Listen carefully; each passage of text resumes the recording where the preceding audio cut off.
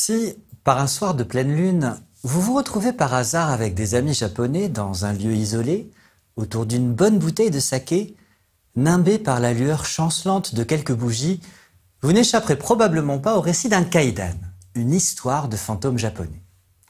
Le mot kaidan, qui signifie littéralement histoire de choses étranges, mystérieuses, n'est apparu dans la langue japonaise qu'au XVIIe siècle.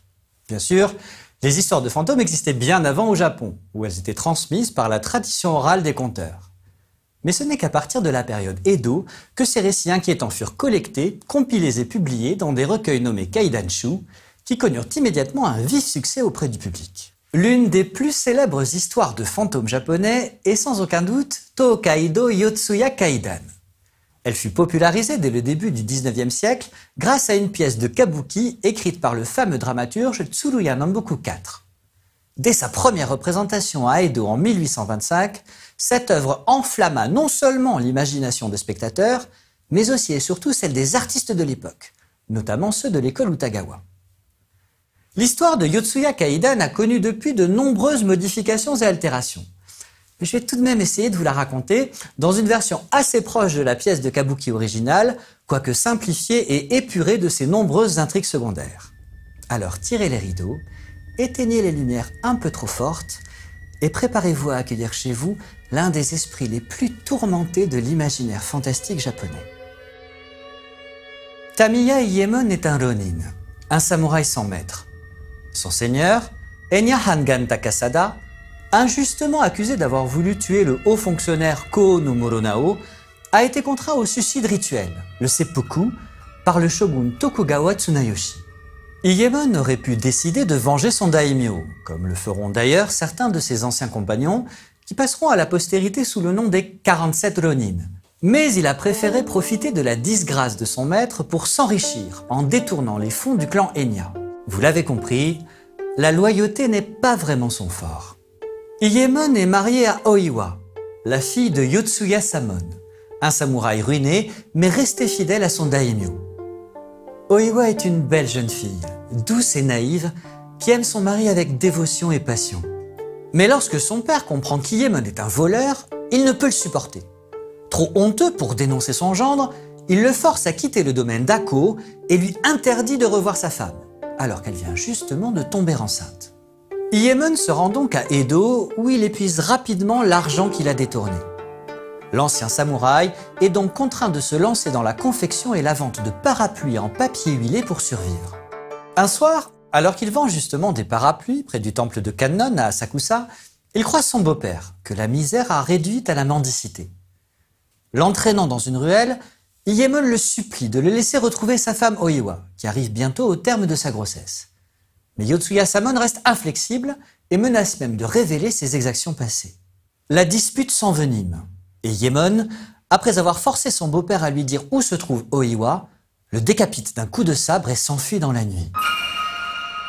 Grâce aux renseignements qu'il a soutirés à Samon avant de le tuer, Iemon retrouve Oiwa, sa jeune épouse enceinte. Hypocrite jusqu'au bout, il lui fait part de son immense chagrin pour la mort de son père et lui promet même de le venger. Oiwa, aveuglée par l'amour, ne se doute de rien. Heureuse de sa réunion avec Iemon, elle donne peu de temps après naissance à un joli petit garçon. Oiwa goûte alors ses derniers moments de bonheur, comme le suggère cet ukiyo-e de Tsukioka Yoshitoshi, qui la représente en train d'allaiter paisiblement son fils. Un long morceau de tissu descend du plafond et semble la menacer comme un serpent, présage du destin fatal qui l'attend. En effet, l'accouchement a épuisé la jeune mère, qui peine à recouvrer ses forces et reste longtemps alitée, incapable d'aider son mari dans le commerce de parapluies. Iemon est obligé de travailler davantage pour subvenir aux besoins de sa famille et l'ancien samouraï vit très mal cette honteuse dégradation sociale. Il rencontre un jour Ito Kihei, un riche docteur dont la petite fille, Oome, est tombée amoureuse d'Iemon en le voyant vendre des parapluies dans la rue. Prêt à tout pour que son unique héritière soit heureuse, le vieil homme invite le jeune père dans sa magnifique demeure pour lui présenter Oome.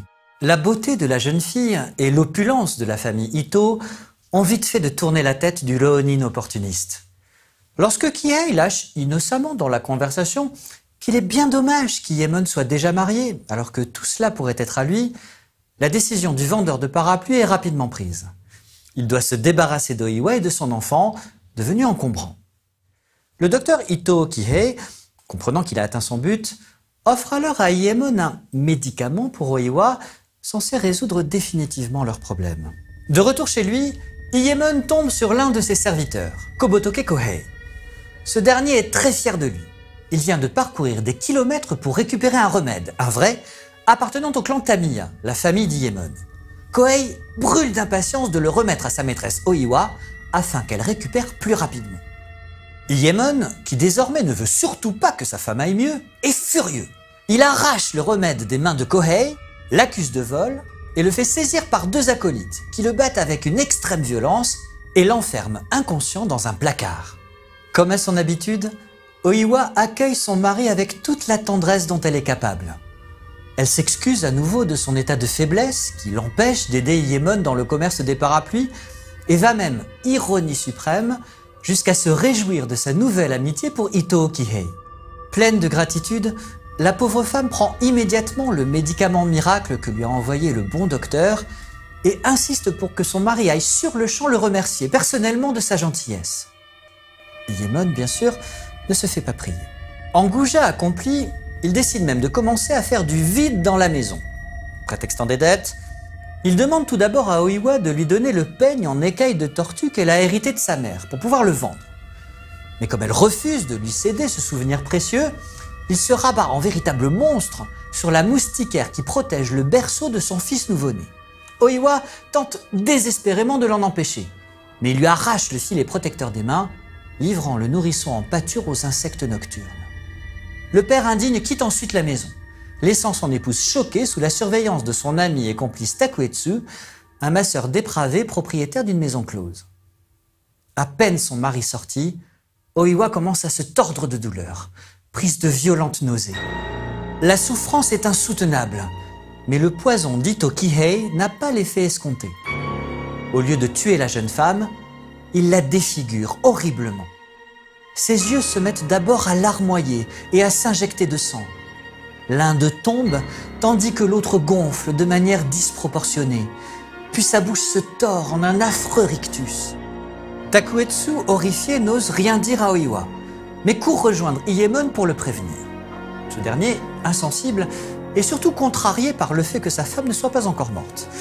Il décide donc d'un autre moyen machiavélique pour s'en débarrasser et paye Takuetsu pour que le masseur viole son épouse. De la sorte, il pourra l'accuser d'adultère et demander légalement le divorce. Takuetsu, qui est un homme avide et sans scrupules, retourne chez Oiwa. Maîtrisant sa répugnance, il commence à lui faire des avances, mais Oiwa résiste. Toujours éprise d'Iemon et inconsciente de l'ignoble complot dont elle est victime, la jeune femme se saisit du sabre de Kobotoke Kohei, qui traînait dans la pièce, et menace comme elle peut le masseur. Ses mouvements sont tellement désordonnés que le sabre finit par voler à travers la pièce et se planter dans un pilier en bois. Terrorisé par la fureur d'Oiwa, Takuetsu décide de tout avouer. Le médicament empoisonné de la famille Ito et le plan d'Iemon pour se débarrasser d'elle et épouser Ohome. La jeune mère refuse d'abord de le croire. Pour achever de la convaincre, Takuetsu lui tend un miroir. Horrifiée par le visage hideusement déformé qu'elle contemple dans son reflet, Oiwa sent son cœur se briser de désespoir. Son monde s'écroule. Elle comprend qu'elle a été trahie par son mari. Dans un dernier sursaut de fierté, Oiwa tente de se préparer pour rendre visite à la famille Ito et obtenir des explications. Elle demande sa boîte de maquillage et commence à se farder le visage et à noircir ses dents. De fait, cette coquetterie féminine nommée Ohaguro était encore courante pendant la période Edo. Constatant qu'elle ne fait qu'accentuer ses traits, désormais grotesques, Oiwa décide alors de se coiffer avec le peigne de sa mère. Mais ses longs cheveux noirs, qui faisaient jadis sa fierté, se mettent alors à tomber de son crâne sur le sol, en épaisse touffe sanguinolente. Dans le théâtre kabuki, les scènes dans lesquelles un personnage en coiffe un autre sont un motif récurrent. Appelées kamisuki, elles expriment d'ordinaire l'amour et l'intimité qui existent entre un homme et une femme. Dans le Tokaido Yotsuya Kaidan, le dramaturge a brillamment détourné ce motif pour exprimer toute la souffrance d'Oiwa. Elle se retrouve cruellement seule, avec l'illusion d'un amour qui l'entraîne inexorablement vers la mort. Folle de douleur, Oiwa veut sortir de chez elle, mais Takuetsu tente de l'en empêcher. Dans le désordre de la lutte, Oiwa s'ouvre accidentellement la gorge avec le sabre de Kohei resté planté sur le pilier. Juste avant de mourir, elle maudit Yemon par ces mots. « Ma fureur ne connaîtra de repos tant qu'elle n'aura pas atteint son but. »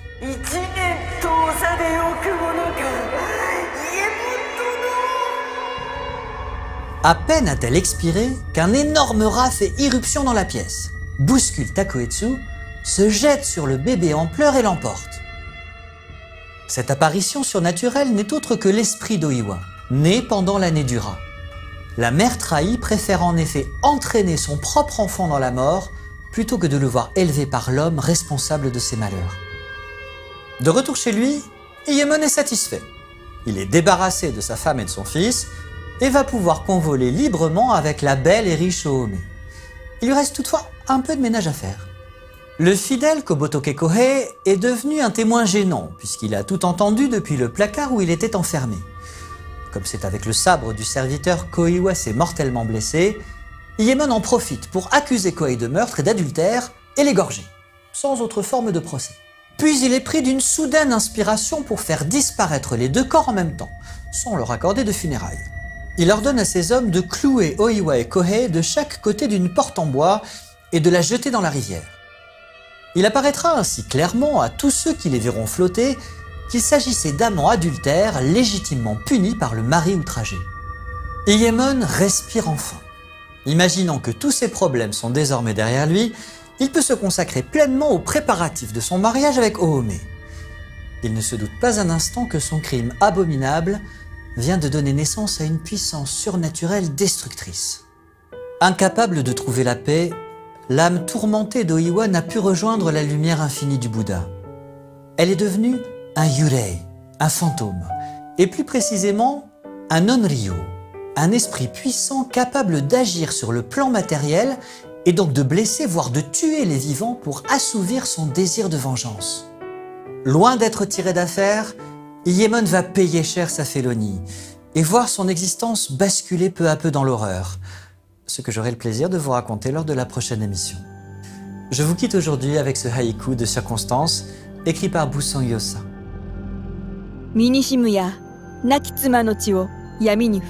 Dans la chambre, ce froid vif sous mon pied, le beigne de ma femme morte.